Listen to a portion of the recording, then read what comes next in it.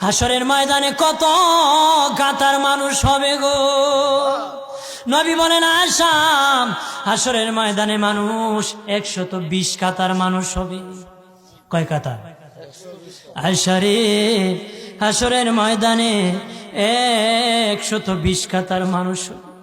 আয়েশা সিদ্দিকা বলেন ইয়া রাসূলুল্লাহ, ইয়া রাসূলুল্লাহ, আমি জানতে চাই আপনার রাসূলুল্লাহর উম্মত কত কাতার হবে? নবী বলেন আয়েশা, আমি রাসূলুল্লাহর উম্মত একাই 80 কাতার হবে। আয়েশা বললেন ইয়া রাসূলুল্লাহ, দিনের নবীজি 80 কাতার দিয়ে আপনার উম্মত হবে, আপনার উম্মতকে কেমনে আপনি চিনবেন? নবী বলেন আয়েশা রে, আমার উম্মতকে 3টা পরিচয় আমি চিনব। 1 নম্বর পরিচয়, আমার উম্মতের কপাল থেকে নূর চমকাবে, নূর চমকাবে। নবী বলে বাবা সাহাবীরাম, অসংখ্য ঘোড়ার মধ্যে যদি কিছু চান কপাল্লা ঘোড়া হয়